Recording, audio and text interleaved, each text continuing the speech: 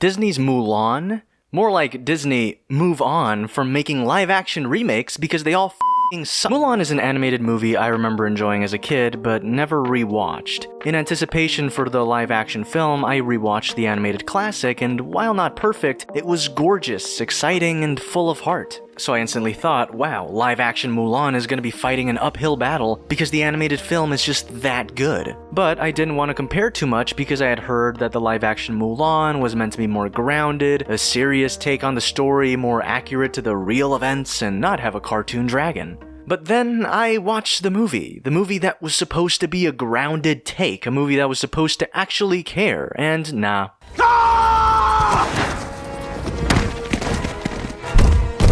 This movie sucks ass. Not necessarily because the film is terrible, though. The film sucks ass because the animated film is just that much better. But before I roast and toast this movie, let's talk about our very sexy sponsor, and if you skip through this part, I swear to God, I'll kick an arrow into your chest. Skillshare. For a limited time only, click the link in the description to get a free trial of Skillshare Premium membership. It's a great deal and Disney should take notes. If you want to learn about filmmaking, animation, writing, Skillshare has everything you need to make your learning experience easier. Heck, the writers of Mulan should have probably used this service. Premium membership to Skillshare gives you unlimited access to join classes and communities that are just right for you. And there's a bunch of classes that you can explore. Here's an example of a class for you filmmakers, Filmmaking from Home, Turn Found Footage into a Compelling Video by Penny Lane. Skillshare is curated specifically for learning, meaning there are no ads at all, and best of all, it's less than $10 a month, baby. So remember, this is a limited time offer. Use the link in the description to not only get a free trial of Skillshare Premium, but to also support the channel. Sponsors help this channel stay alive, so thank you Skillshare, and now let's get on with trash. I mean Mulan. Let's talk about Disney real quick. Like Aladdin, The Lion King, heck, even Beauty and the Beast, the animated classics are so much better than the live-action remakes, and that's because the live-action remakes are made for money. Let's not tiptoe around this shit. I'm just gonna say it like it is. These films aren't remade because they want to show off how amazing the stories are. It's not because they actually care about the original films. Disney hires creators to remake these films for the nostalgia bait. So now we're on to Mulan, a movie that has every reason to be good. It's such a simple story, and they mess it up in the dumbest way. Mulan is on a streaming platform, which costs money, so yeah, whatever, but no, you still have to buy this movie for $30 as an additional price. Please don't, because it'll be free in December if you have Disney+. The original is a story about realizing that men and women can accomplish the same things. Men aren't superior to women, women aren't superior to men. It literally preaches equality. Heck, there's setup earlier, which pays off in the end with male characters doing what the woman Mulan does earlier in the film. And these men follow Mulan not because she's special or amazing, it's because she's just a very determined, strong-willed person. She, like the rest of the men, has to learn to fight, learn to shoot, and overall become stronger. In live-action Mulan, Mulan already knows how to fight at like age 7. And okay, that already ruins pretty much the entire second act of the film because she doesn't need to train as hard because she already knows how to fight, right? No, it gets worse. In this version, we have Chi. So Chi is pretty much magical superpowers. If you have Chi, you're a god. Period. No one can stop you, and this pretty much destroys the message that the original film and this film tried to relay. It's like, oh wow, men and women are equal, except for those people with super magical powers that can make you walk on walls. Also real quick, the slow-mo in this film really makes you appreciate well done slow-mo, like Zack Snyder's slow-mo, which feels very stylized, or even the slow-mo in Birds of Prey, etc. Anyways, back to the topic, Chi ruins so much and actively kills all the tension in the film. When we get to the scene where Mulan and the rest of the soldiers confront the antagonist, in the original film, a mistake leads them to getting decimated, pretty much. While here, it's just, yeah, they find each other, and there's no drama or tension. Thankfully, they have this scene, but the only thing is that this film does a terrible job of making you care about the side characters. Also, Shang isn't in this movie. The producer of the film, Jason Reed, stated that it's because of the fear of it being like, oh, it's the commanding officer finding love in a soldier, and there's a power dynamic, and that's uncomfortable. And I totally understand that, honestly, but I feel like like that's also missing the point of the original movie. But whatever, man, the movie wouldn't really be fixed if Shang existed. The entire film has way bigger problems. Back to this fight scene, Mulan and a squad of soldiers chase after the enemy alone. The soldiers all get decimated except Mulan and 2 others. The other 2 soldiers flee because they're afraid they're gonna die, but Mulan stays steady and keeps chasing after the enemy. Oh wow, Mulan is so headstrong and courageous, right? Unlike those cowardly men. What I took from the scene is that she doesn't run away, not because she's courageous necessarily, but because she can take them. It's because she is literally overpowered and could easily take this entire squad out. She is a one-woman army and it kills the tension of every scene. In general, this film has no idea how to handle tension. For example, Mulan faces off against Xian Yang, this witch lady who has magical chi powers. In the fight, Mulan falls on the ground, but the ground is pretty much like ice with water underneath. You'd expect this to come up somehow, right? Like Mulan fights and loses and the ground cracks and she falls in, and then she has to find a way to escape to the surface? Or maybe Mulan wins and traps the witch lady underwater. It never cracks, it never comes up again, it's just there for zero reason to create artificial tension. What the f*** is this? Like I've stated, everything this film does that is like the original, it does well. Every way it differentiates, it's worse. Like how at the beginning with the matchmaker, Mulan isn't alone, she's with her family pretty much, and that takes away the blame from being just hers to it being a whole family problem.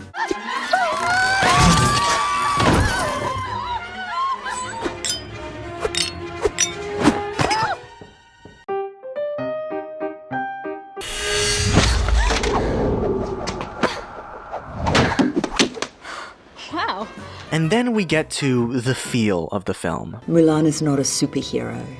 And so we wanted to stay off the wires as much as possible. So she wasn't flying through the air. That when she's fighting with a strong female body and mostly adhering to the laws of physics. I don't want to say that Nikki Caro doesn't know what she's talking about, but what I will say is that Black Widow in her superhero movies feels more realistic than Mulan. All of Mulan is wire work, and it shows. There's so many Chinese movies that showcase genuine martial arts combat like Ip Man. Maybe get some more Chinese people to work on this China-centered film? And in all honesty, the film doesn't understand what makes the original work. Like seriously, they removed Mushu because he's too goofy, I guess, but added superpowers and a CG phoenix, which gives us this f***ing shot. This shot is brilliant and should be shown in any film study class. Mulan is an introspective story about a woman not fitting in and wanting to find her place in a male-dominated society where women are supposed to be submissive, refined, and poised. There's an iconic scene, which the live-action film doesn't have, that talks about this. But there's barely any of that internal struggle in the live-action film. The live-action film is all about the debate whether or not you should show or hide your superpowers. It's saying, Mulan, you are superior. Show off how superior you and only you are. The original Mulan stood for all women. The live-action Mulan stands for the few women that are somehow chosen to be great. And this film obviously has its priorities mixed up, because it being a personal journey, the original ends with Mulan quietly returning home and showing her father the trophies she's earned in battle. Her father doesn't give a shit and hugs his daughter, saying he's more proud of her than anything else. This film doesn't show any gifts, so I thought, oh, they're skipping the gift part and are going straight for the personal scene with daughter and father. Sure, but no. Mulan rides into her village where everyone is there and everyone's like, oh, Mulan, we were so wrong about you. But no, you're doing it wrong, movie, because we do not care what other characters think about Mulan. Them. We care about what Mulan thinks about Mulan. This is her journey about how she sees herself, not about how others perceive her. The way others, especially men, perceive her changes when she changes her perception of herself. So everyone's like, oh my god, wow, Mulan is back, she's a warrior. And then the father comes out and then they have this touching scene with an audience in the background? Are you joking? And then it happens. The movie has soldiers bring Mulan gifts after she meets her father, and then they ask her to be a part of the Emperor's Guard again! I invite you to take your place as an officer. This is not what we care about, movie! The Emperor urges you to reconsider. Join our greatest decorated warriors. As an officer, and the Emperor's gone. We're supposed to care about the father and daughter dynamic! And that's when the movie says, in a narration, that Mulan becomes a soldier, a hero, and a legend. This movie cares more about the legendary figure that is Mulan, rather than the human being that is Mulan. So I was about to end the video here, but I just remembered so much more cringe. The actress that plays Mulan, Liu Yifei, certainly looks the part, but she is directed so poorly, it's ridiculous. Like, this is her neutral face, this is the face she makes when she's fighting, and this is her face when she sees someone die right in front of her. Like, please, emote. I also loathe the fact that once she unleashes her chi, it's like the ultimate get-good cheat code, and she does everything perfectly. How Mulan also kills the antagonist of the film is the goofiest shit. It's so unbelievably bad. Wait, let me check something. This movie cost $200 million? Are you kidding me? That's a lie. You have to be lying. Let me just check something. The Wandering Earth. This Chinese film, The Wandering Earth, $50 million. This movie is $200 million? Yeah, that's incredible. Those are the things I just remembered out of the top of my head. But yeah, this movie is not good. Probably the worst of all Disney live-action remakes because it fails to even understand the point of the story. A disaster, a disappointment. This film is not only something you shouldn't pay for, but something you should never watch. Thank you very much Allison Davis, Hollow Naruto 63, and Melancholy Mari for the fan art. Thank you so much for watching the video. Check out Interstellar Ranger Commence, an anime I'm making. Link in the description down below, and there's going to be a card popping up. Thank you patrons for supporting me, and now for the Patreon question of the video. So, I actually forgot to tell you guys to ask me a question this time, so I went to Twitter to get one. This guy called Batman_Chelsea asks, what's the most hyped you've ever been to watch something? So this answer might surprise you, but I'm gonna go with Horagairu, which is an anime that I am absolutely obsessed with. It is so good, I bought like a figure and a f***ing alarm clock based on one of the characters, and that'll be here I think November, so I'm gonna make a video about that series around that time. Should be a lot of fun. So yeah, definitely that show, because I remember watching it, and I loved it so much, and it ended, and I was like, oh my god, this is another one of those shows that's gonna end, and it doesn't have an ending, it's just gonna end like that, and you have to finish the story by reading the manga or the light novels, you know? And surprisingly, they greenlit a third season, a third and final season. So yeah, thank you very much for the question, thank you all so much for watching the video, and I hope you come back to the table.